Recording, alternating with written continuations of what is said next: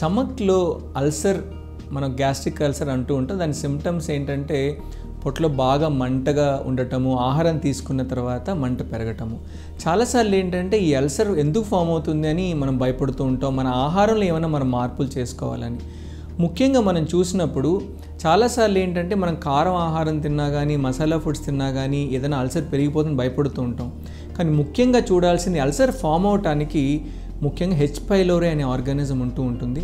H pylori organism ఒకసారి వచ్చిన తర్వాత దీనివల్ల అల్సర్ ఫామ్ అవుతూ ఉంటాయి. సో ఏదైతే ఆహారాలు ఈ క్రిముల్ని పెరగకుండా ఇన్హిబిట్ చేస్తాయో అలాంటి ఆహారాలు మనం తీసుకోవటం వల్ల మనకు ప్రొటెక్టివ్ ఎఫెక్ట్ జరుగుతూ ఉంటుంది. దాని ముఖ్యంగా మనం చూడాల్సింది ఫైబర్ ఎక్కువ ఉన్న ఫ్రూట్స్.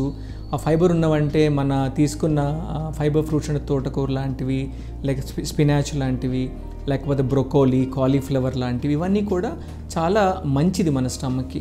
అదేవిధంగా మన ఆహారంలో అంటే మనం రెగ్యులర్గా వాడే టర్మరిక్ అనేది కూడా చాలా అంటే ఈ గ్రోత్ని అంటే ఈ ఆర్గన్ గ్రోత్ని మనం ఇన్హిబిట్ చేస్తూ ఉంటుంది.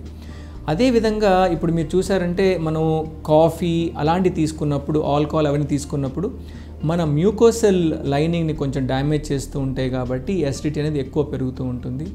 ముఖ్యంగా మనం తీసుకునే ఆహారంలో అంటే ఇప్పుడు ఈ పెయిన్ కిల్లర్స్ అలాంటివి ఎక్కువ వాడుతూ ఉంటాం. అలాంటివి వాడినప్పుడు ఈ మ్యూకోసెల్ లైనింగ్ మనకు డ్యామేజ్ అవుతుంది కాబట్టి ఈ అల్సర్ అనేది అగ్రవేట్ అవుతూ ఉంటాయి.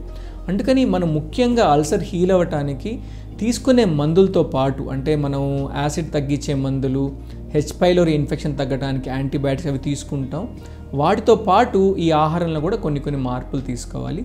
ఆహారంలో ముఖ్యంగా మార్పులు ఏంటి, టైంకి అంటే ఆహారం రెగ్యులర్గా ఇప్పుడు మన స్టమక్ ఎంప్టింగ్ టైం 4-5 గంటలు ఉంటుంది కాబట్టి ఎవ్రీ 4 to 5 ఏదో తీసుకోవటము. ఒక్కొక్క టైంలో మనం ఏది ఆహారం తీసుకోలేకుండా మన దగ్గర అంటే లంచ్ టైం కాకుండా ఉన్నప్పుడు యాసిడ్ని సప్రెస్ చేయడానికి లైట్ స్నాక్స్ కానీ, హెల్తీ స్నాక్స్ కానీ తీసుకోవాల్సిన అవసరం ఉంటుంది.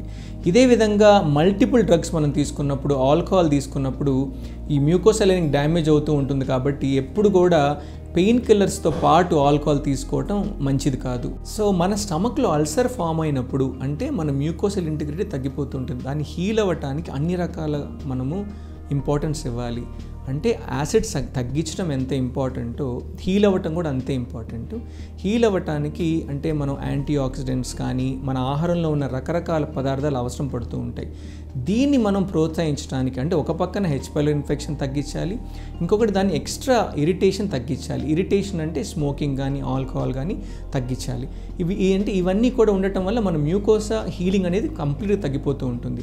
దీంతోపాటు హీల్ అవ్వటానికి దానికి పోషక ఆహారాలు అంటే న్యూట్రియంట్స్ మనం ఇవ్వాలి. అంతే ఇప్పుడు మీరు చూసారంటే ఆహారాలు మన దాంట్లో సిట్రస్ ఫ్రూట్స్లో ఉంటాయి. చాలాసార్లు ఏంటంటే సిట్రస్ ఫ్రూట్స్ ఆల్రెడీ మనం యాసిడ్ యాడ్ చేస్తే ఇంకా అల్సర్ పెరిగిపోతుంది భయపడుతూ ఉంటాం. కానీ ఈ సిట్రస్ ఫ్రూట్స్లో ఉన్న విటమిన్ సి కూడా చాలా మనకు ఈ అల్సర్ హీల్ అవ్వడానికి హెల్ప్ చేస్తూ ఉంటుంది.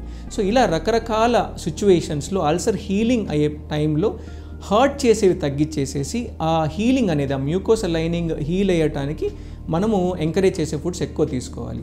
సో అందుకని యాసిడ్ సప్రెషన్తో పాటు ఈ హెచ్ పైలోరీ ఇన్ఫెక్షన్ తగ్గించే పాటు దానికి తోడు మనం ఈ ఆహార పదార్థాలు మనం యాడ్ చేసిన పరిస్థితుల్లో అల్సర్ తొందరగా హీల్ అవుతుంది.